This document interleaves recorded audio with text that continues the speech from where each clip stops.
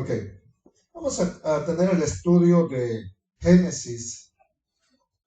Hoy vamos a analizar un capítulo, ¿verdad? Que lo voy a tener que dividir en dos partes. Una la pensaba hacer anoche y otra hoy, pero el clima nos cambió la situación.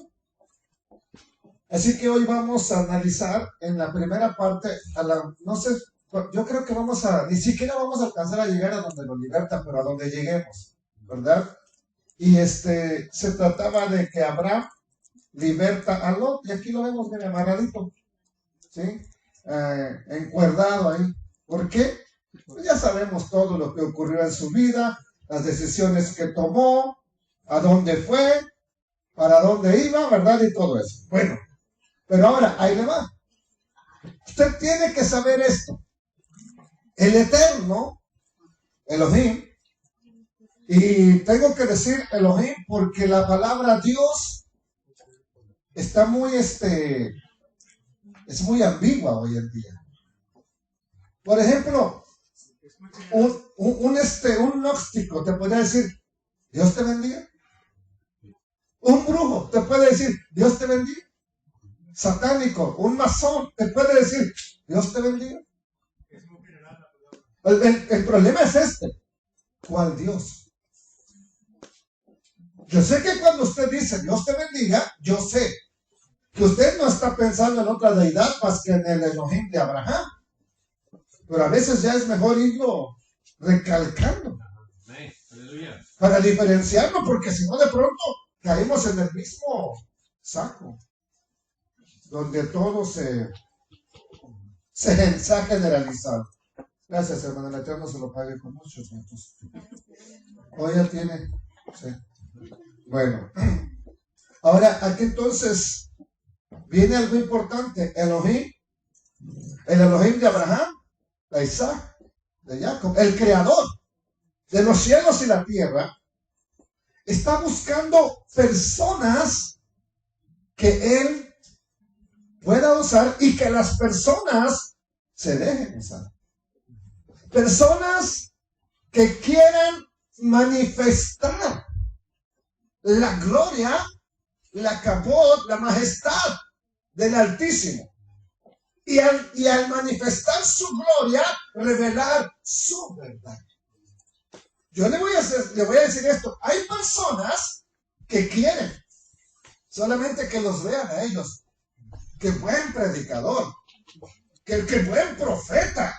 Qué buen cantante. ¡Wow! ¡Qué tremendo grupo! Pero no quieren revelar la gloria de Dios. Y no quieren proclamar la verdad de Elohim. Esa es la gran diferencia. Ahora, cuando alguien quiere revelar la verdad de Elohim, se convierte en instrumento del Eterno para sus planes y propósitos. Aleluya. Abraham, cuyo nombre cambiará en unas 2 semanas, por Abraham, tenía una característica especial. Este hombre era el tipo de personas que Yeshua dijo, no te dije que si crees, verás la gloria de Elohim. Pregunta, Abraham, en el transcurso de su vida, en los acontecimientos que vio y vivió, ¿vio la gloria de Elohim? Entonces, la pregunta es para usted y para mí, ¿estamos viendo la gloria de Elohim en nuestra vida? ¿O solamente tenemos un lugar de reunión y somos una iglesia? Ahora, la gloria de Elohim se manifiesta de muchas maneras. Revelación. No solamente dinero y sanidad y prosperidad. No. Revelación. Santidad. Temor. Muchas cosas. Pero este hombre, Abraham, era este tipo de persona que en su vida manifestaba la gloria de Elohim. Y la pregunta entonces es, tú y yo deberíamos hacer una pregunta. ¿Somos también nosotros ese tipo de personas que queremos manifestar la majestad de Elohim a los demás? ¿O solamente queremos que vean la gloria de Dios en nosotros para vanagloriarnos? Es una línea muy delgadita entre quiero la gloria de Dios en mi vida para manifestarla y entre quiero la gloria de Elohim en mi vida para que me vean. Es una línea bien delgada. Y cuando no aprendes a humillarte ante el Eterno, te va a ganar el que seas tú quien quiere el aplauso. El que seas tú quien quiere ser reconocido. Entonces vuelvo a hacer la pregunta de otra manera. ¿Queremos jugar un rol en los propósitos del Eterno? ¿Queremos proclamar su verdad sin importar las consecuencias? Le pregunto porque solo ese tipo de personas son las que experimentarán en este tiempo turbulento de aquí en adelante la majestad, el poder y la unción del Espíritu Santo descendiendo sobre de ellos de una manera que se va a notar. El tiempo en que estamos viviendo ya hay una línea de separación entre lo que agrada al Eterno y lo que no le está agradando, y ya está bien marcado. Y se va a hacer más visible. ¿Qué implica esto que estoy diciendo? Implica que cuando te comprometes con los propósitos y la verdad del Eterno, cuando tu deseo principal es que la gloria, y cuando hablo de la gloria, hablo de la majestad del Eterno, la Shekinah, la Kabod. La palabra gloria en hebreo es Kabod, que sería la presencia o manifestación de Elohim. Algo así como lo que se canta en los cantos o se dice la Shekinah de Elohim. Muchas personas vieron esa gloria. Pero hoy en día, esa majestad a veces solamente es decirlo. Pero ya no lo estamos presenciando. Pero que necesitamos que esa majestad se manifieste a través de usted, de mí. Entonces, cuando eso sucede, no solamente eres un receptor del Espíritu Santo, yo estoy lleno del Espíritu Santo. Hay personas que se van a gloriar. Yo sí tengo el Espíritu Santo, no como otros, y los andan condenando. Hay congregaciones enteras que lo único que les importa es que venga el Espíritu Santo y está bien. No hay ningún problema con eso. El problema es cuando te vanaglorías, que tú sí lo tienes y el otro no. Y quiero decirle que hay veces que no tienes que hacer nada para que venga el Espíritu Santo a tu vida, y otros están luche. Yo he visto personas apenas se les convirtieron el primer día y ya recibieron el Espíritu Santo. Se fueron a bautizar y ahí recibieron el Espíritu Santo. Y otros orando días, meses y nada. Cornelio, un ejemplo de ello. Apenas le está predicando Jefas y ¡pum! Ya recibió el Espíritu Santo.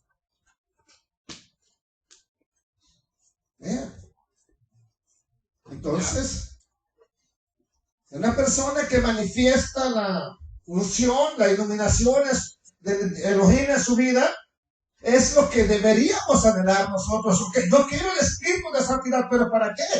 Para manifestar la gloria del Eterno, no nomás para que me vean, ese es bien santo. Mira, ese sí anda en santidad. Y vamos a ser sinceros, aquí podemos hacer la enmascarada que andamos en santidad. Aquí. Dice un dicho que todos los gatos en la noche son pardos.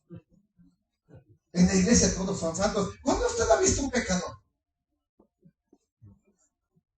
Excepto aquellos locos, ¿verdad? Que cuando el pastor empieza a proclamar, aquí todos somos pecadores, empezando por mí. Pues ya todo el mundo se pone, ¿no? Sí, él es pecador, de modo que yo no. Yo no sé a dónde va a ir, ¿verdad? Porque el pecador no va a entrar en el reino de los cielos. ¿Cierto o no, hermano? ¿Ok? Entonces, para comprender un poco más esto que estoy diciendo, vamos a analizar el capítulo 14 de Génesis, donde veremos una frase que quiero que se grabe: victoria. ¿De qué se trata el capítulo 14? Y victoria hablo no de la señora que vive tu vecina allá, hablo de la victoria, del triunfo, para que me entiendan, ¿ok? Victoria en tu vida. Cuando tienes la Shekinah de Elohim en tu vida, vas a tener la victoria. Ahora, la victoria no significa que estás bien armado y que andas derrotando a todo el mundo. No significa que a pesar de lo que acontezca, tú vives en victoria. Amén. Venga lo que venga, tú estás en victoria. Pero mire, ahí le va, no sea como esos locos que, ¿cómo estás? Bendecido, prosperado y en victoria. ¿Y cómo está tu esposa? Oh, hermano, andamos batallando, hace días que ya no quiere, no me hace ni de comer, se fue a México, anda en Acapulco y no me hizo noche. Pero está en victoria. Y luego, préstame una financiera para echar casa. Unos $50. Pues no, que estás bien bendecido, prosperado y en victoria. Ese es el problema, nos acostumbramos a frases bonitas. Nos acostumbramos a decir, ando en victoria.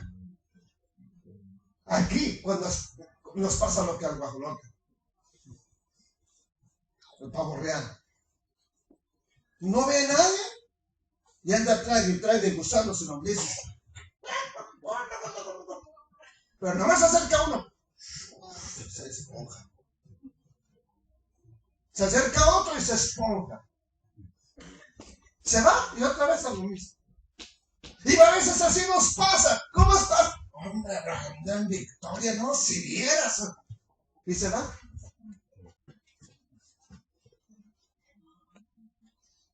Ay, Señor, ya no puedo ni conmigo mismo. Dice, no puedes ni contigo mismo, no puedes ayudar a otro de pronto. Entonces, quiero decirle que al Eterno le encanta darle la victoria a su pueblo, a sus hijos. Pero aquí viene la pregunta, ¿para qué le quieres dar la victoria? A ver, hagamos un ejemplo. Yo tengo un problema de enfermedad y el Eterno me sana. Una oración pesada que hace usted y me sana. ¿Para qué? La pregunta es, ¿lo voy a hacer? O ya que estoy sano, me olvido hasta de buscarlo.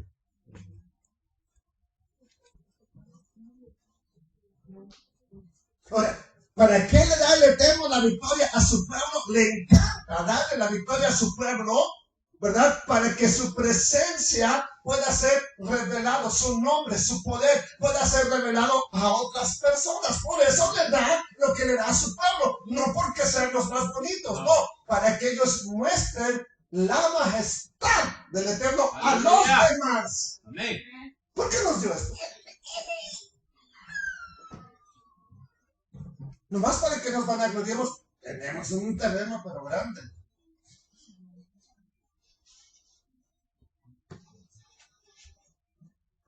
Para que la gente vea su gloria. Amén. Venga. Ya hemos estudiado que Abraham estaba en una relación de pacto. Una relación de pacto no con los cananeos, con el Eterno. Abraham demostraba que esa relación es lo que hoy llamaríamos para propósitos evangelísticos. ¿Por qué? Porque él quería que los demás conocieran el Elohim que él servía. Nosotros tenemos ese deseo, que los demás conozcan al Elohim que servimos. Cuando tomaba decisiones, procuraba que la gloria fuera para el Eterno, que el honor fuera para Elohim. Dice la Escritura, Génesis 14:1, aquí va a haber una serie de reyes que vamos a estar repitiendo, y no porque yo quiera, por la misma Escritura. Así que véanlo desde arriba. Aconteció en los días de Amrafel, ¿rey de dónde? De Sinar. Arioc, rey de Elazar. Kedorlaomer, rey de Elam.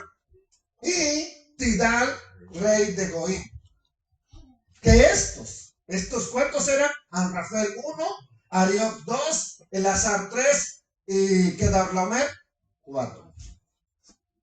Aconteció que estos hicieron guerra contra un rey que es muy famoso, pero no lo conocía por nombre, Bera, rey de Sodoma, Birsa, rey de Gomorra, Sinab, rey de Atma, contra Seneber, rey de Seboim, y contra otro rey desconocido de nombre, el rey de Bela, la cual se llamaba, o es en ese momento, Zoar. ¿Cuántos reyes hay acá, dijimos? 4. ¿Cuántos reyes hay aquí? Bera, Birsa, Sinab, Seneber y el rey de Bela. ¿Cuántos son?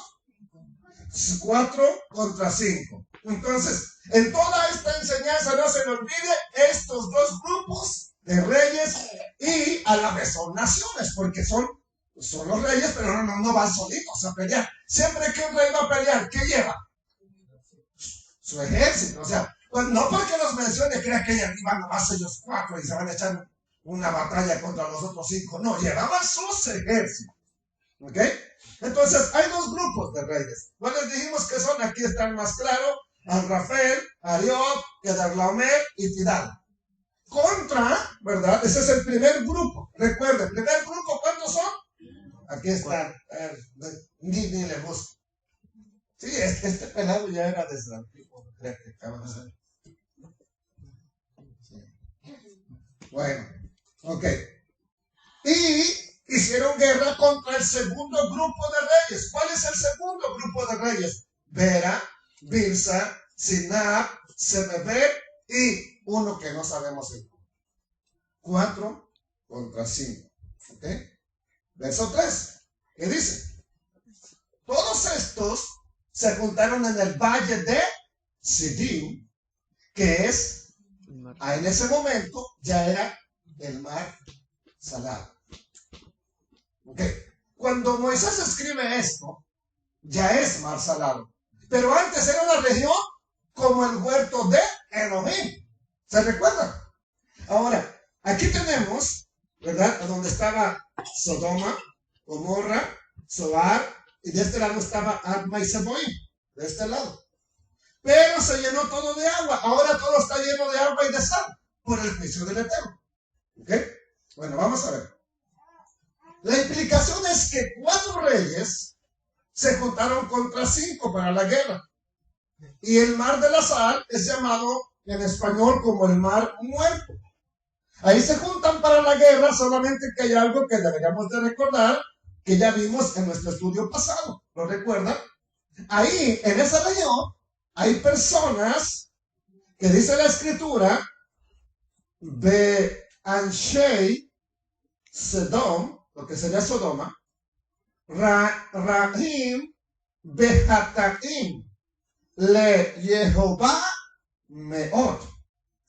Y nos indica que el pueblo de Sodoma era perverso, era Rahim Behataim, perverso y pecador, le Jehová contra el Eterno. Meot es una palabra en gran manera, muy excesivamente.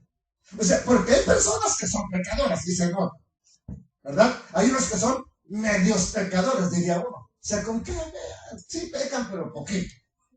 Pero hay unos que desde donde los mires, solamente hacen lo malo. Bueno, estos eran eso. ¿Ok? Ok. Entonces, se recuerda que ahí se fue a vivir ¿quién? Lot. Y nos dice la escritura que eran pecadores, pecaban contra Elohim. Cuando dice aquí, Rahim Behataim Le Jehová, es que el pecado era en contra del Eterno y lo sabían. No es que eran, pues es que era pecado de ignorancia. No, sabían lo que estaban haciendo. ¿Ok? Entonces indica que era intencional. Rahim Behataim era intencional, a propósito, para que me entienda. Es como cuando usted sabe que algo está mal, pero una vez. Ese ya es a propósito, no es que se le chispoteó, no le ande haciendo ahí ¿quién decía se me chispoteó el chavo? No ande chaveando. Hay veces que sí se le chispoteó, pero hay otras que la hacemos sabiendo que está mal. ¿Ok? Entonces, esa palabra, y luego, sobre todo esta palabra meot, significa que era enorme, intencional. Así que no debería sorprendernos que cuando estamos persiguiendo ese tipo de maldades, ¿a dónde? ¿Qué estaba persiguiendo Lot al ir hacia allá? A ver, ¿qué estaba mirando Lot? Pregúntese, ¿qué miraba Lot que quiere ir allá? Pastos no, porque son ciudades. Algo lo atraía de ahí. ¿Y qué es lo que nos atrae? Pues no lo quiere decir, pero lo que atrae es el pecado. Es contra eso que tenemos de batallar y luchar. Pregúntale a su carne, ¿qué quieres hacer?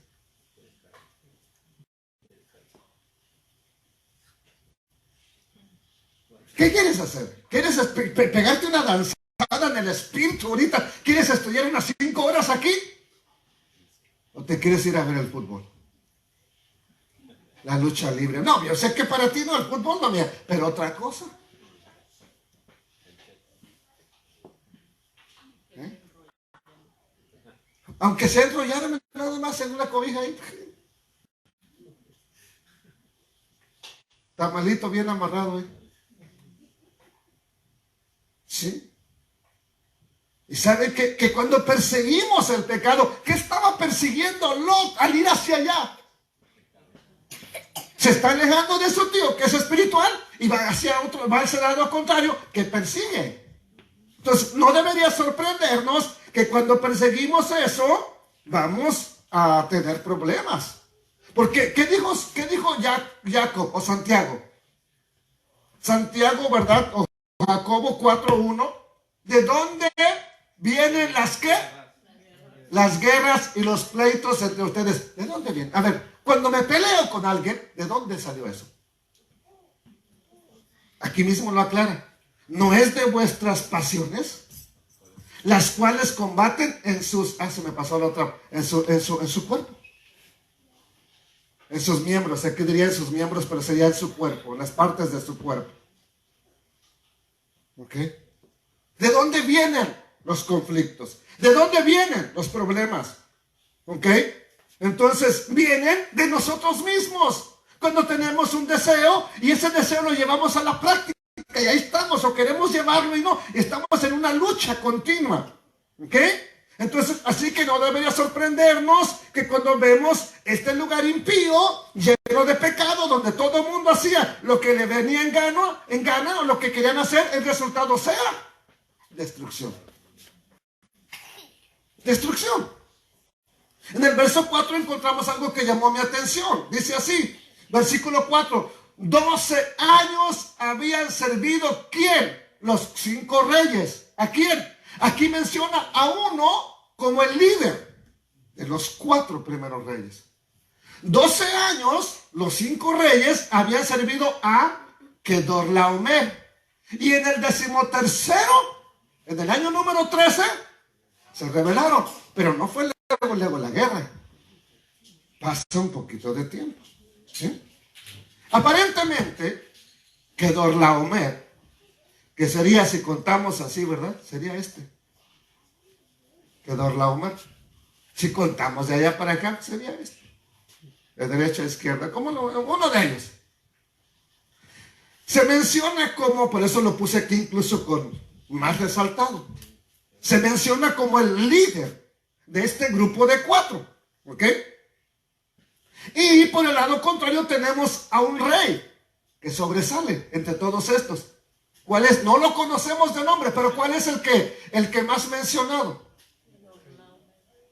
Bueno, ese es el de las 4 reyes, pero el de los 5, el rey de Sodoma. No lo conocemos por nombre, pero es Bela, el rey de Sodoma. El que aparece ahí constantemente es el rey de Sodoma, el rey de Sodoma, el rey de Sodoma. ¿Ok? Entonces la implicación es que estos 5 reyes habían servido a estos 4. ¿Por cuánto? 12 años. Y en el año 13 dijeron, hasta aquí llegó. Ya no les vamos a pagar tributo, ya no vamos a hacer nada, ¿verdad? De estarles sometiéndonos a ellos, que hagan lo que quieran. ¿Y qué sucede? Ok, 12 años había servido, ¿y qué sucede? Vamos a verlo. Verso 5. Y en el año 14, o sea, en el año 14, un año estuvieron los 4 reyes planeando cómo hacerles pagar a aquellos que se rebelaron. En el año 14 vino, ¿quién? El que se menciona como el líder, Kedorlaomer, y los reyes que estaban de su parte. Ya sabemos que eran otros 3. Y derrotaron ¿a quién? A los refaitas. O sea, no llegan todavía a Sodoma y Gomorra.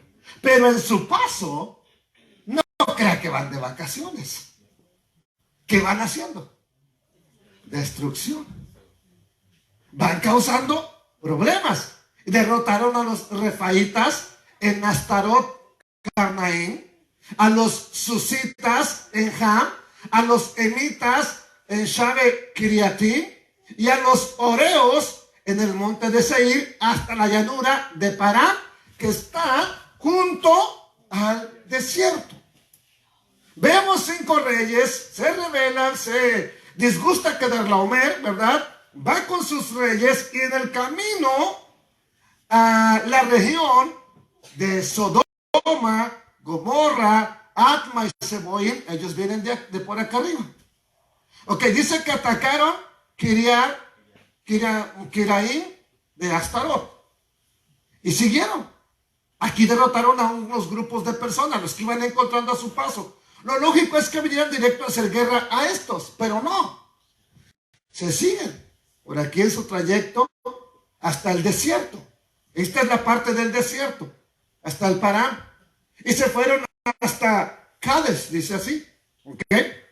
También vencieron a los oreos en el monte de Seir. ¿Ok? ¿Qué más hicieron? Sigue una lista de derrotados, verso 7. Dice así. Y volvieron y vinieron a En-Mispat, que es Cades. ¿Cómo es que volvieron? Porque se pasaron y dan la vuelta. Por eso dice, volvieron. Y devastaron todo el país. ¿De dónde? ¿Quién? De los amalecitas. ¿También a quién? Al amorreo que habitaba en Hasesón Tamar. Y salieron el rey de Sodoma, el rey de Gomorra, el rey de Adma, el rey de Seboim y el rey de Bela, que es Zoar, y ordenaron contra ellos batalla. ¿A dónde? En el valle de Sidim. Recuerden, volvieron. ¿Por qué volvieron? Porque estaban hasta acá y llegaron hasta aquí, hasta Cades. Ahora regresan. Pero acá también derrotan pueblos, ejércitos. O sea que esta victoria que va a obtener Abraham, no crean que era porque ya nomás eran cualquier grupo de pelados que andaban ahí. Eran 4 ejércitos, 4 naciones, y nadie se les puede oponer. Por lo que estamos viendo y por lo que vamos a ver, son prácticamente invencibles. Y esto hace más grande la victoria que el Eterno le va a dar a Abraham. Lo hace más grande. ¿Ok? Entonces dice que fueron a pelear contra los 5. Volvieron. Y aquí dice, los 5 reyes se organizaron para hacer guerra. ¿Dónde? En el valle de Sidim, que es por aquí. ¿Okay? Sería el valle de Sidim. Al final, ¿qué sabemos? Sabemos que se juntan los reyes, ¿verdad? Van a la guerra. Verso 9, ¿qué nos dice? Aquí tenemos otra diapositiva. Mire, Sodoma, Gomorra, Seboim, Atma, el valle de Sidim. Aquí van a hacer la guerra. Ellos vienen de por aquí, vienen de por acá abajo y van a hacer, se juntan aquí en el valle de Sidim. ¿Y qué es lo que sucede? Dice la escritura en el verso 9, esto es que se juntaron contra Kedorlaomer, rey de Ela, de Elam, Tidal, rey de Goim, Anrafel, rey de Sinar, y Ariot, rey de Lazar. 4 reyes contra 5. Aquí vemos que ya pone a Kedorlaomer como el primero, como el líder. ¿Ok? Sin embargo, vamos a ver que al final, tal como había ocurrido 14 años antes, los 5 reyes son vencidos, son derrotados. los 5 reyes del área de Sodoma y Gomorra. Gana el grupo 1. ¿Cuántos eran del grupo 1? 4. ¿Ok? ¿Bajo el liderazgo de quién? Kedorlaomer. Y nos dice el verso 10 así, de esta manera. Dice, y el valle de Siddim estaba lleno de ¿qué? De pozos de asfalto. ¿Qué es asfalto para usted?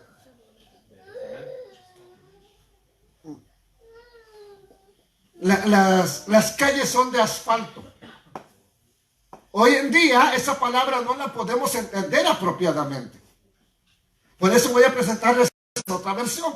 Por aquí dice, estaban llenos de pozos de asfalto. Y cuando huyeron, ¿el rey de quién? O sea, que se presentan a la guerra, hacen la guerra, pero salen huidos. ¿Por qué huyeron? Si eran 5 reyes y sus ejércitos.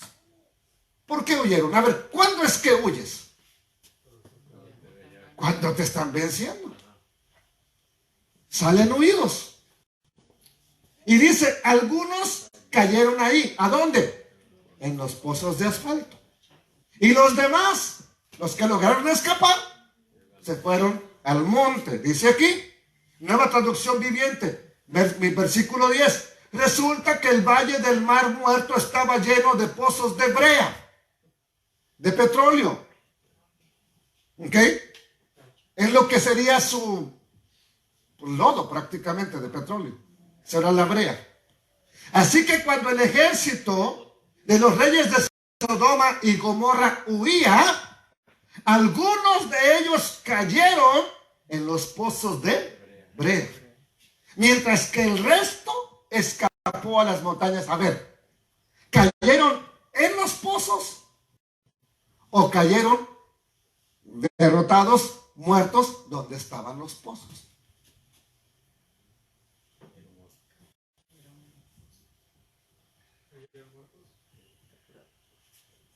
Porque pues ya cayó uno, ya cayeron 2. No creo que el resto siguiera cayendo ahí, ¿verdad?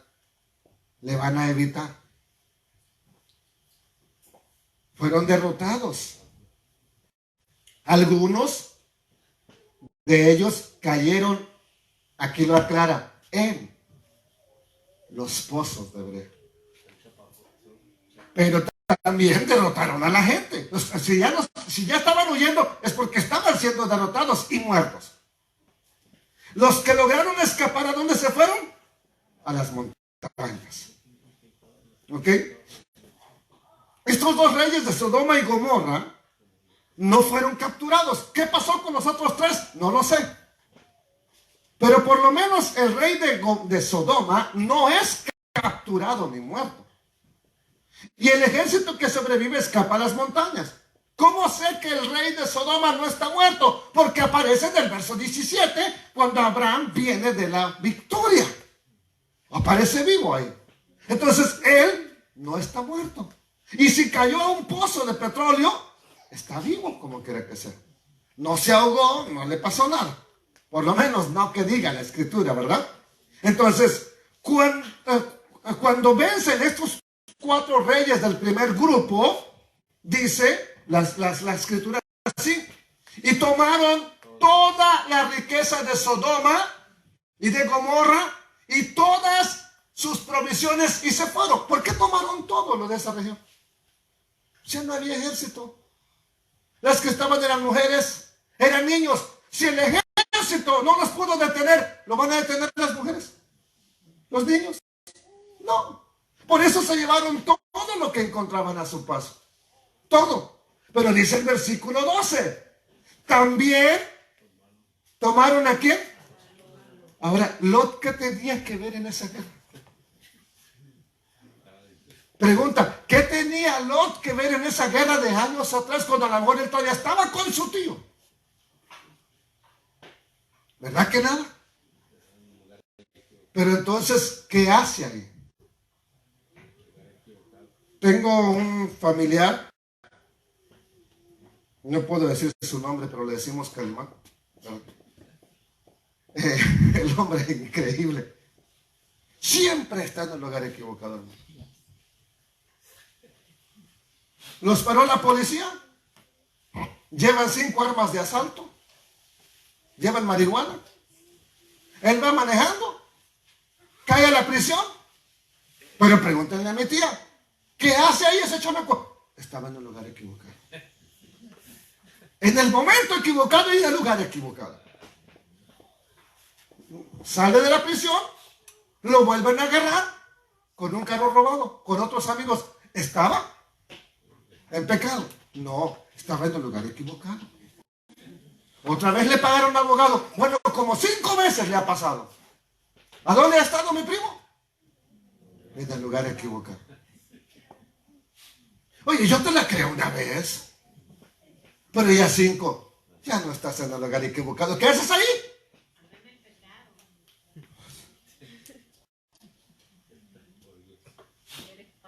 Bueno, en lugar de decirle Calimá, le decimos al Calimayas. Ya sabrán por qué.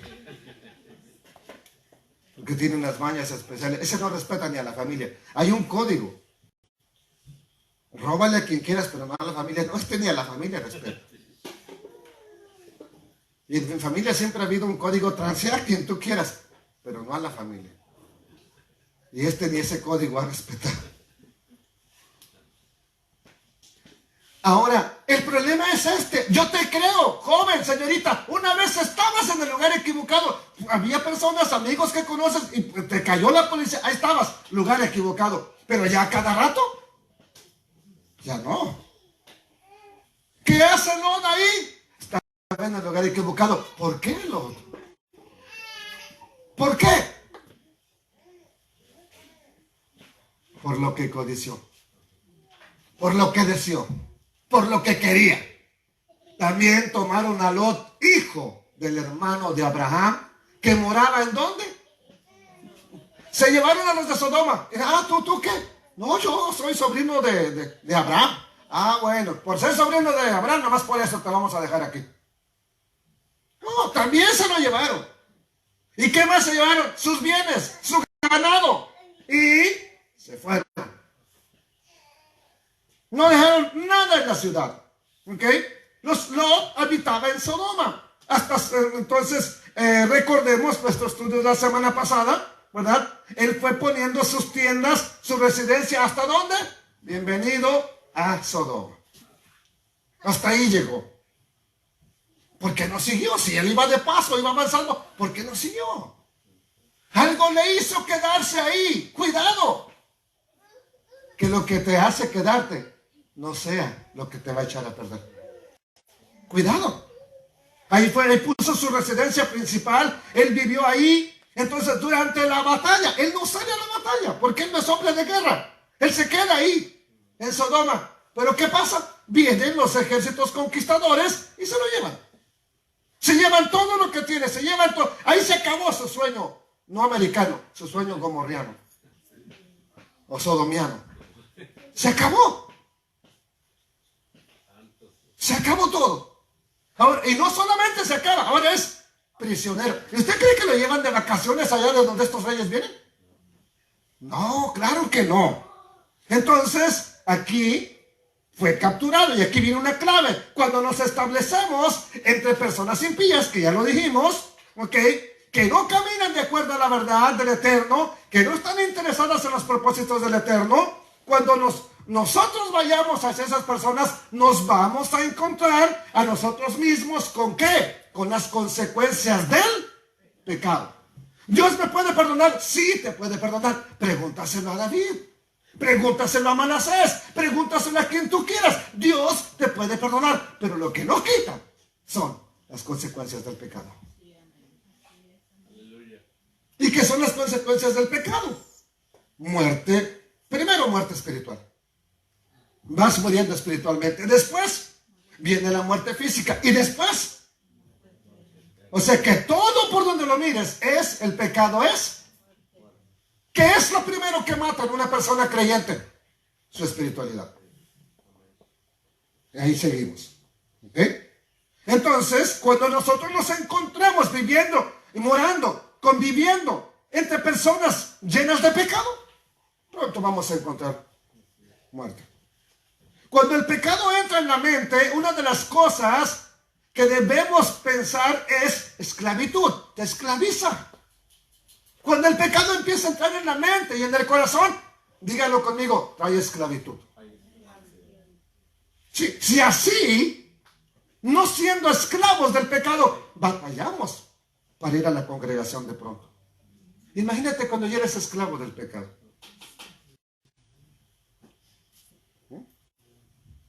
Y eso es exactamente lo que le sucede a Lot. Él lo perdió todo. Fue arrebatado su sueño.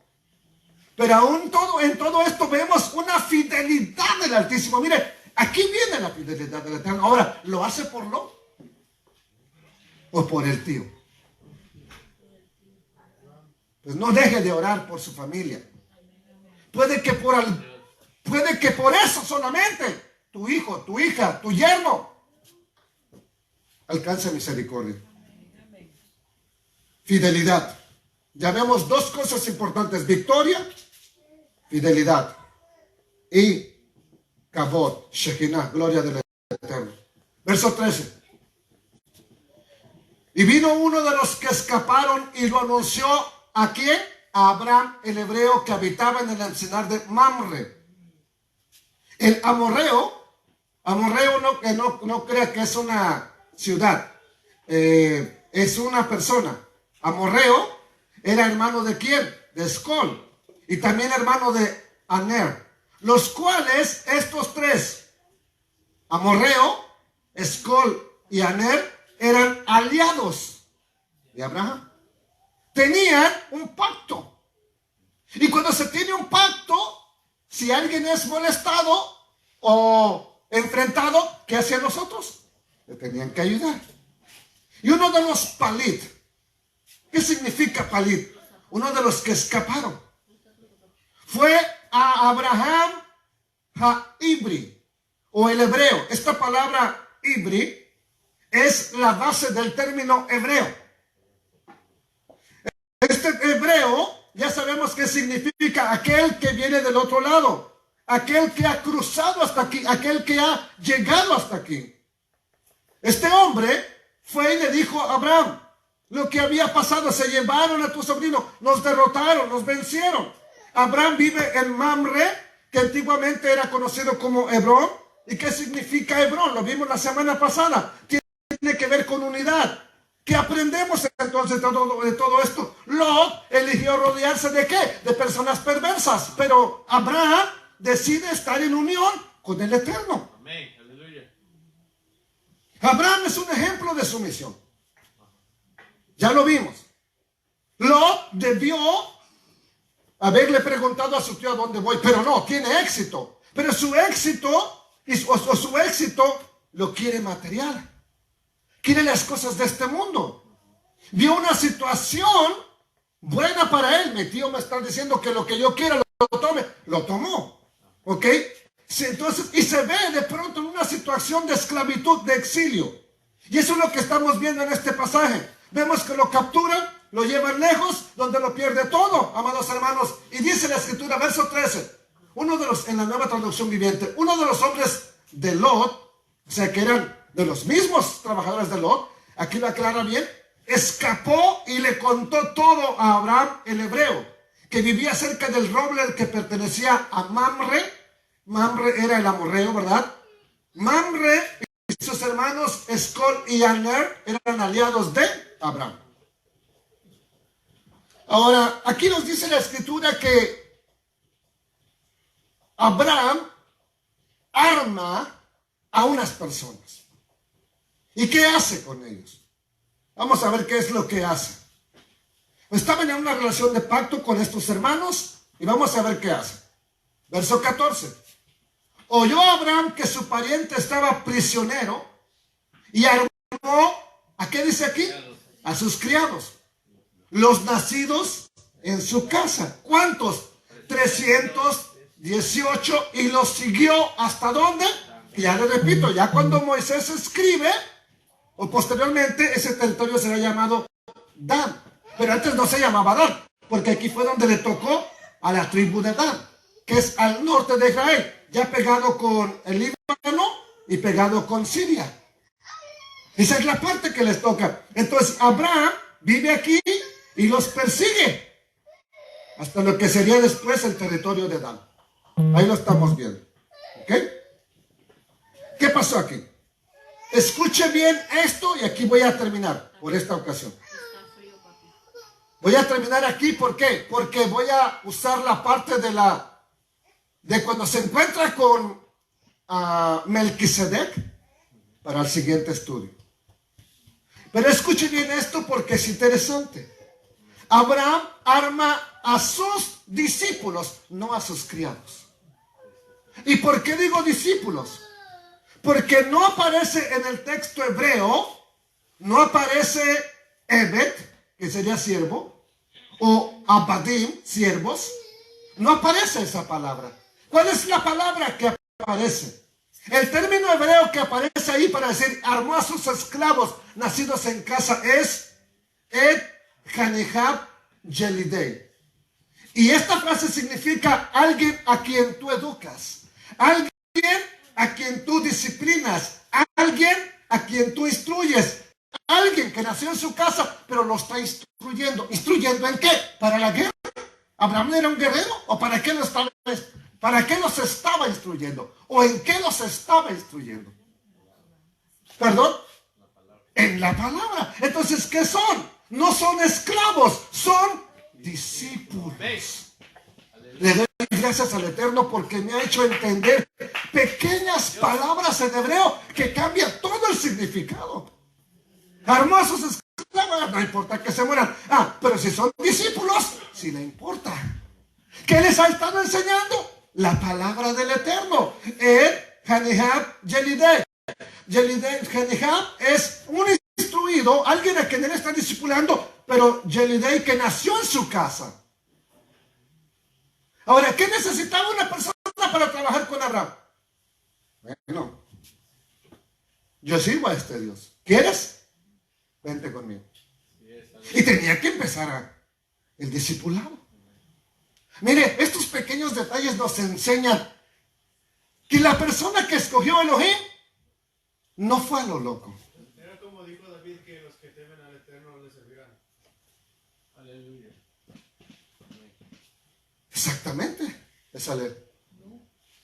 Entonces, ¿qué ha hecho Abraham? Con las personas que ha ganado. Las está instruyendo en la palabra del Eterno.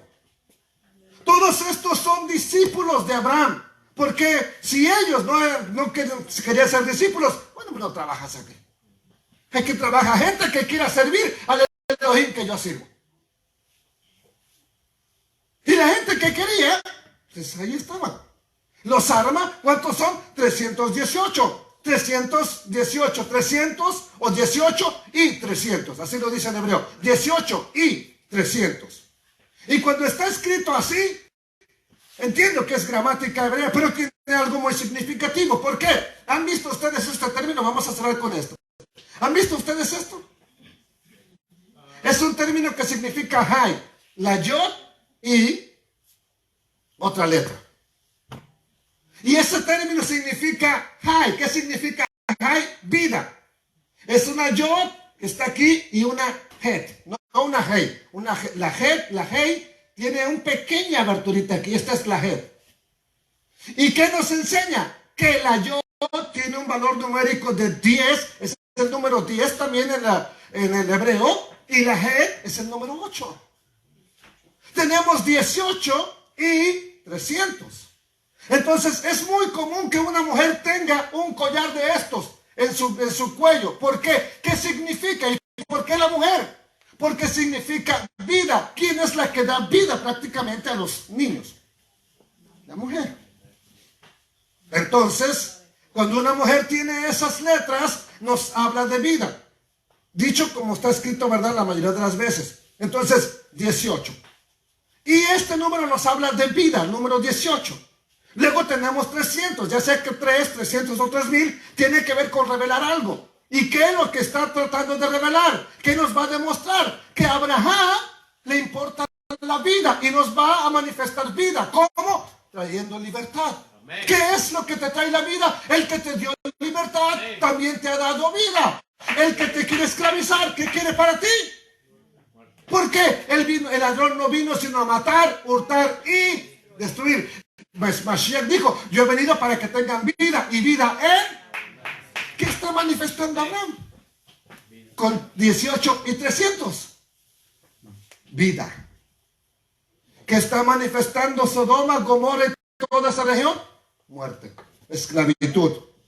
Entonces, amados hermanos, quiero decirle, ¿cómo nosotros, al igual que Abraham, podemos presentar y traer vida a los demás? A ver, aquí cierro con esto. ¿Cómo? ¿Cómo le hago? Ok, Abraham manifestó la vida a través de una victoria, a través de lo que hace. Pero yo, ¿cómo manifiesto la vida? Ejecutando la justicia divina, poniendo en práctica la palabra y que también le sirva a los demás. Amén. Ayudando a los demás. ¿Ok? Porque no podemos, por eso es que nosotros no podemos estar a favor del aborto. ¿Por qué? Porque yo no estoy en contra de la muerte, no estoy, perdón, a favor de la muerte, estoy a favor de la... Porque no estamos a favor del adulterio, de la fornicación, del alcoholismo, de todo eso, porque eso trae muerte. Estamos a favor de la vida. ¿Y qué vamos a manifestar? Pues la vida. ¿Y cómo se manifiesta la vida? Poniendo en práctica los principios escriturales de la palabra de Elohim. ¿Para qué?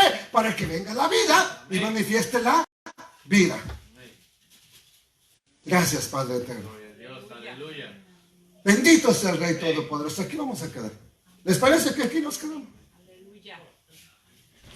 Sí, bro. Donde decía que era la ciudad de Dan, ¿qué no esa era la región de Naftalí de Asher? ¿Ya ve que dijo que donde estaba Dan era donde se colocó la tribu de Dan? Creo que... Hay una ciudad, ahí estaba una ciudad llamada Dan. ¿Se conoce como Hotel Dan ahora? Sí. Es una ciudad que se llamaba Dan en ese territorio. ¿Ok? Bueno. ¿Qué vamos a manifestar nosotros? ¿A favor de qué vamos a estar nosotros? Perdón, ¿de qué? La vida. ¿Cómo se manifiesta la vida? Dígamelo usted en sus palabras. ¿Cómo hago para dar vida? Para enseñar y mostrar la vida a los demás. ¿Qué hago?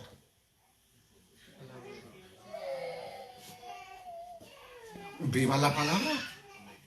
Tenga una relación con el Eterno. Vivamos para el Eterno. Y al vivir y tener una relación con el Eterno, de esa manera, automáticamente, no vamos a estar a favor de la muerte. Vamos a manifestar la vida. Y la vida nos conecta con el dador de la vida por lógica. ¿Quién es el dador de la vida? ¿Quién te dio vida a ti? ¿Qué quieres en tu entorno? ¿Esclavos o discípulos como Abraham? Nótelo, porque podemos tener gente que nos sirva, pero como esclavos. ¿Quieres esclavos o quieres discípulos a tu alrededor? Yo no puedo decidir por usted, es decisión de cada uno de nosotros. Gracias, Padre eterno. Bendito sea el Rey Todopoderoso que vive y reina por los siglos de los siglos. Bendito eres, oh Rey eterno. Te doy exaltación, te doy toda la cabot a ti, Padre. Tú eres el que da la vida. Y has manifestado la vida a través de Yeshua, el Mesías, mi bendito Salvador. Nuestro bendito Salvador. Por él hemos obtenido la vida. Y estamos manifestando la vida. Y no podemos estar a favor de leyes y proyectos que de pronto están teniendo lugar hoy en día. No estamos a favor. Así como ellos no están a favor del Elohim y de la palabra que yo estudio. Y si ellos no están a favor, pues yo no los odio, pero no puedo votar a favor de esos proyectos. Al contrario, me manifiesto y me paro del lado de la vida. Padre, ayúdanos a vivir tu palabra, a manifestar tu palabra en nuestras vidas y al manifestar tu palabra obtenemos victoria. Y esa victoria trae vida y libertad. Beshem Yeshua HaMashiach. Amén. Amén. Amén.